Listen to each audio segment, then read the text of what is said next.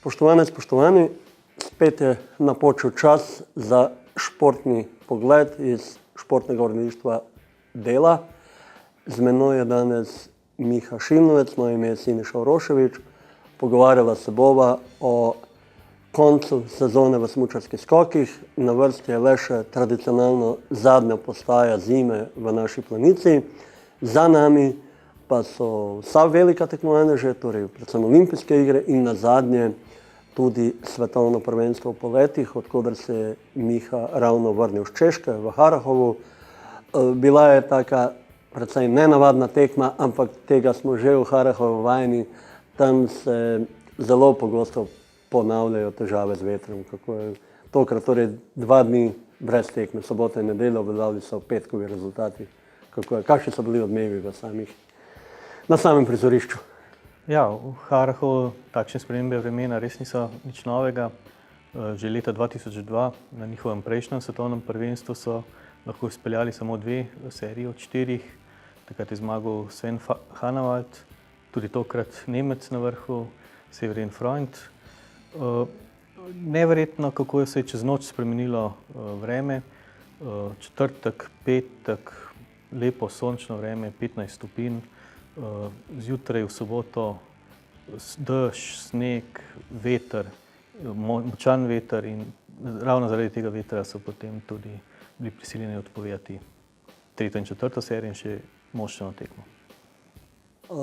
Torej, obveljavili so potem ni bilo druge, kot da ostanejo rezultati petkovih 2 serij. Tako omenil si, spet je zmagal Nemec, Severin Freund. Novi velik uspeh tudi za slovenski tabor.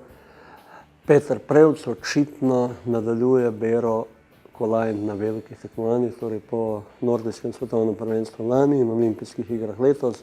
Zdaj spet nova kolajna, bronasta, tokrat v poletih. Kakšni so vtisi zdaj o njem po že skoraj koncu sezone? Ja, zdaj že po vsaki veliki tekmi pišemo, da je tekmovalec za velika tekmovanja. Začel je lani na nordijskem svetovnem prvenstvu, srebrno in bronasto kolajno, tudi na olimpijskih igrah, enaki izkupiček in sedaj še bron. Je pa zanimivo, da ta bron je imel malo grenkega priokusa, glede na njegov četrtkov poleti, ki so bili neverjetni. V vseh 3 poskusih je bil z naskokom najdaljši in zdelo se je, da mu zlata kolajna ne more več uiti. Tudi sam je imel takšen občutek. Pa se je na koncu malo drugače obrnilo in na koncu so bili tudi v slovenskem taboru zelo veseli tudi bronaste kolajne. To je govoril, kar sem ga poslušal, pa bral pri tebi Goran Janus, torej glavni trener naših skakalcev. Najprej mu ni bilo prav, ker je mislil, da bi lahko v 3. in 4. seriji Peter priskakal tudi stopničko ali celo 2 višji, do zlate kolajne, do naslova svetovnega prvaka. Potem pa je vendar rekel, da je tudi seveda z bronom zadovoljen. Ja, rekel je, kolajna je kolajna. Severin Freund, zmagovalec, ni bil toliko oddaljen, da ga ne bi mogel dohiteti. Tudi še bližje je bil Petru Anders Bartal. Je pa tudi res, da na 4. mestu neuničljivi japonski veteran Noriaki Kasai za Petrom zaostajal samo za točko in ja, potem tehtaš, kaj bi bilo. Ja. Kako je bilo z drugimi našimi skakalci? V zadnjih letih smo se najbolj navadili na letalnicah uspehov Roberta Krenca, njega je letos poškodba ustavila, tudi v Sočiju potem ni bil naredko, kot bi moral biti. Ja, Rob je imel še zmeraj težave, pravi sicer, da ga koleno ne boli več, ampak nima pa tistih pravih občutkov in je izgubil tudi nekaj vadbe, tako da ni bil 100% pripravljen. Zaradi tega tudi ni mogel iztržiti več kot 29. mesto. Juri Tepeš je bil 15. Tudi on je bil le delno zadovoljen.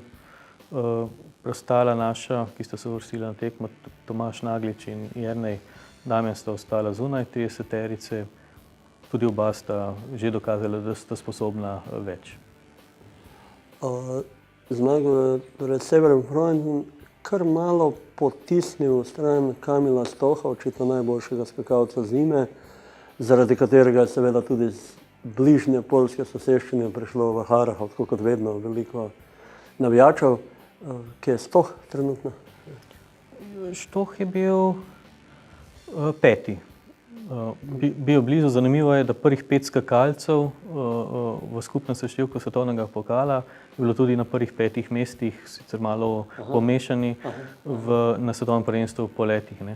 Tako se je pokazalo, potrdilo pravilo, da če si dober na skakalnici, če si v dobri formi na skakalnici, si potem tudi lahko zelo dober na letalnici.